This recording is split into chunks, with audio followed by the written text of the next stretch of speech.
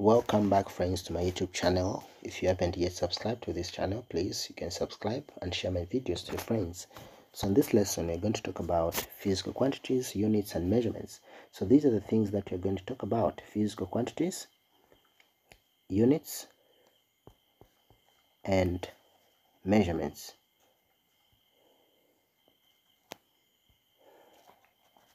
So physical quantities is divided into two. We have basic quantities, we have derived quantities. So these are the two physical quantities. So basic quantities, these are quantities that cannot be derived, the quantities that cannot be solved through calculations. Examples of basic quantities that we have mass, which is measured in kilograms. We have length, which is measured in meter. We have temperature, which is measured in Kelvin. We have time, which is measured in seconds.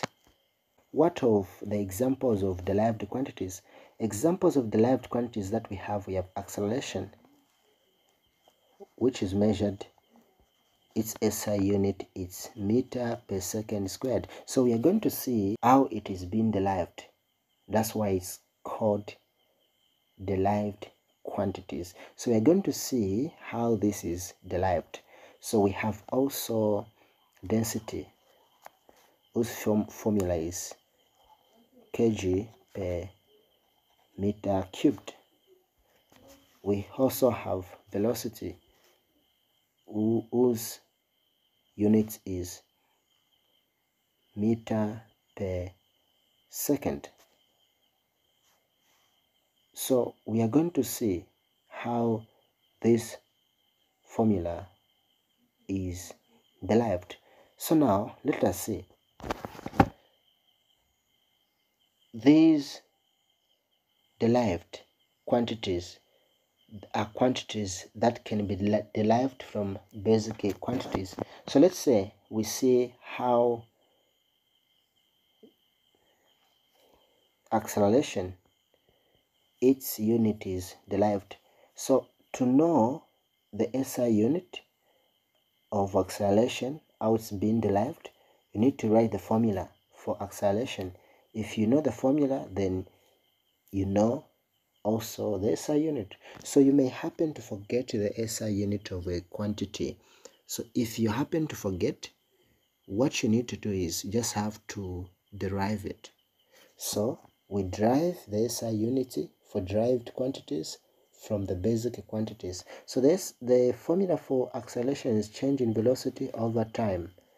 So here, what is the SI unit for velocity? We have mass, meter per second. Then for time, it's seconds. So here, it's mass per second, then over time. So this over means it's division. So we can write it in this way: mass over second divided by time. Since it's division, we are going to cross multiply. So mass over, so this is time. So we're going to multiply the SI unit with the SI unit, not the SI unit with the quantity. So this should be S here, even here S. So M times 1, which is meter, then over this times this, which is second squared. So the SI unit for acceleration is meter per second squared. So this is where it comes from. What of the SI unit for velocity? So velocity is equal to displacement over time. What is the SI unit for displacement? It's meter. What is the SI unit for time? It's second. So it's a meter per second. That's where it comes from. And also, what of pressure? Pressure is equal to force over area. Okay, so force, it's Newton, then area, it's meter squared. So what is it's Newton per meter squared? Other they know Pascal. So these two, this is the derived units. So a multiple choice can come. Which of the following is the SI unit for pressure? So you can expect to find this, but also this is the SI unit as well. So using the formula, you can come up with the derived unity. What of this? How can we derive?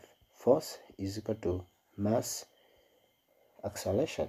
So what is mass? It's kg. What is acceleration? Times meter per second squared, which is kg times meter over second squared. So kg meter over second squared. So the final answer is kg meter per second squared, which is kg meter per second squared. So you may expect to have Newton as the SI unit for force when a multiple choice comes, but this is also the SI unit, which is the derived one. So this is how it's done. Remember, this kg is for the basic quantity, this is meter for the basic quantity, which is length, and also s, the basic quantity, which is for time. So you can use this way if you have forgotten on how to find the SI unity of a quantity. So if you like my video, please subscribe, share to your friends, and also comment. Thank you so much for your attention.